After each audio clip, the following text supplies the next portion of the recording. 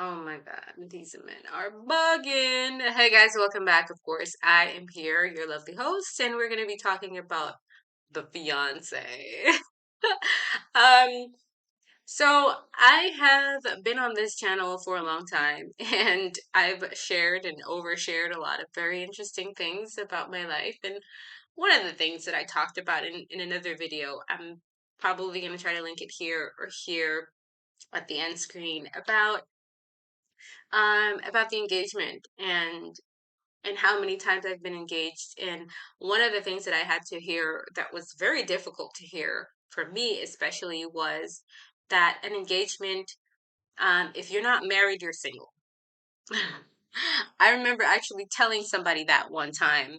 A young lady had come to me for some advice, and she asked me, like, well, we've been engaged and I have the ring and etc. And I'm not talking about people who have like their anecdotal stories where they've been engaged for a while and something happened and they just didn't get married. And I'm not talking about those people who have been engaged for a while and who manage to coerce their partner into marrying them by giving them an ultimatum.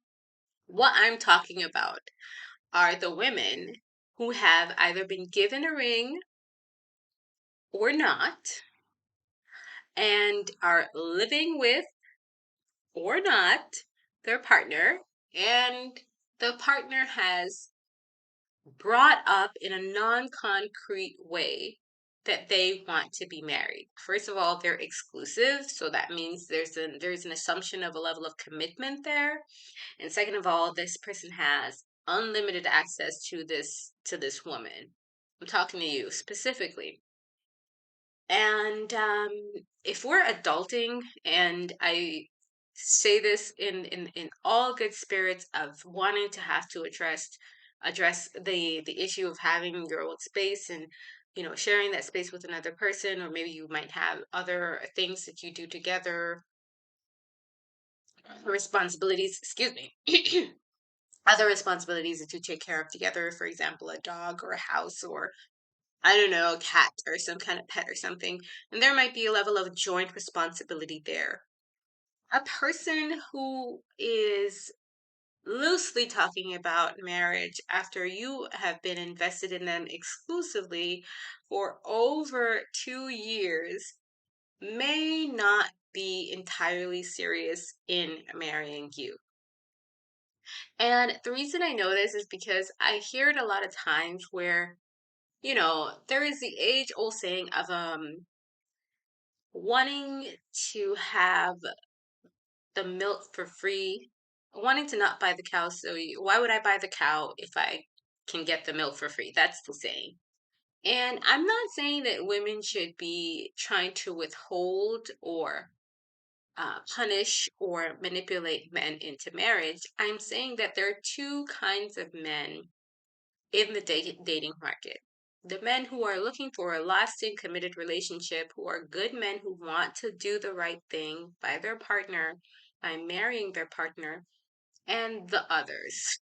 And I say the others because I think that everybody has this is the tricky part too, because I think that a lot of all men have the potential to be committed people who want to be a husband, but not all of them can get to that place of adulting, especially in today's society where there's so many options and women make it so easy for men to not live up to what is expected of them, that men can get away with a lot.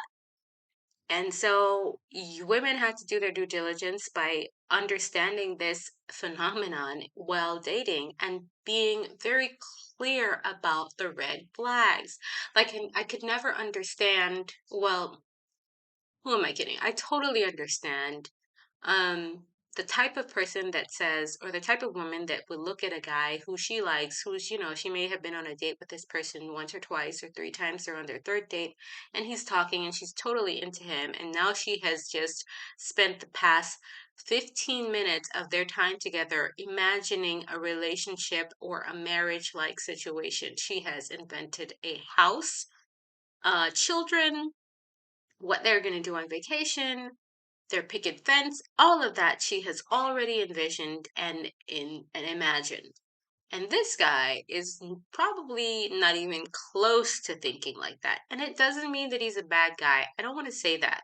I don't want to paint a negative picture of men, but I just want women to be very clear about how far our imaginations will go, imagining that if a guy gave us the slightest indication into that imagination. So I'm going to say, for example, if you maybe might have mentioned something like that, that they were like, oh, now you can leave your toothbrush over, or he says that he loves you, or whatever kind of indication, any indication of commitment does not necessarily equal and end up in marriage.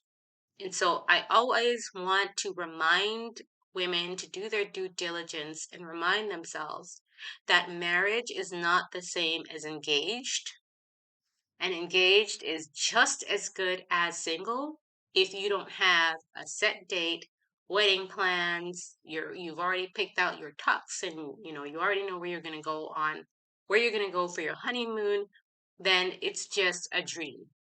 All right. I don't have to be all like Biggie Smalls. It was all a dream. But you've got to start to be diligent with yourself in these situations and hold people accountable. And the reason why a lot of us don't hold people accountable, because I know it's going to come up like, why are women not holding men accountable? Well, a lot of us come from broken situations. We come from situations of abuse, abandonment, and neglect. And a lot of us have not actually seen what it's like. And I can attest to this to myself because it was something that I had to deal with while in order to be a candidate that is worthy of marriage. And I'm going to get into that in another video. But I had to deal with that sense of dealing with not being able to recognize what a good man looks like. Hi. Once I was able to figure that out, I could understand more what it is I needed, and I could get what it is I needed based on the standard that I was able to then later on set for myself. But that came as a result of understanding what neglects I went through, what misconceptions I had about men, what sense of what issues around abandonment, fatherlessness, the lack of male role models, what is good, what does a good man look like, and what does good behavior look like in a relationship. None of those things were readily available to me. And so I had very little to draw on, but it was my responsibility and my it was my responsibility and my duty to make sure that I figured that out if marriage was the road that I wanted to go in. And this is not, I'm not unique. A lot of women, a lot of people grew up in single parent circumstances where the man was not present. And those things affect our ability to relate and have relationships.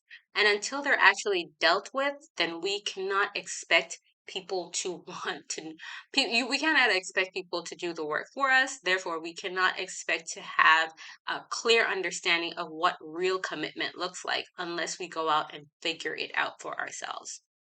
And it's not going to come based on the past experiences. All you have in your past experiences is neglect. And if you come from a single parent household, I mean, you might have an experience of neglect, of, I can do what I want, or what I think doesn't count. And a lot of kids from single parent households feel like this and they don't talk about it because they feel like if they say, I I didn't matter enough to my parents for them to stay together, then that seems kind of selfish. And we know that that's not true, that we matter to our parents, but for whatever the reason, the relationship deteriorated, and that caused a lot of confusion and complications in how our relationship with our parents is. And what we tend to take from that dysfunction is that adults don't stick together.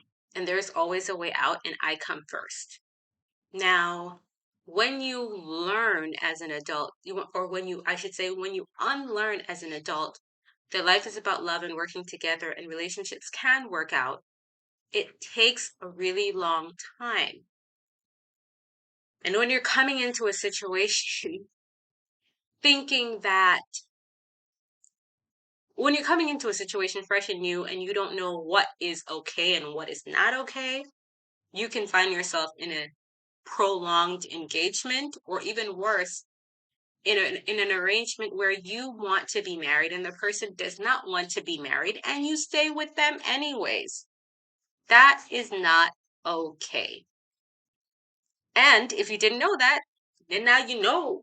I am the one here to tell you that you can have those things that you want if you would only give yourself the space and the place in this space to actually explore how and what needs to be changed in order for you to get them.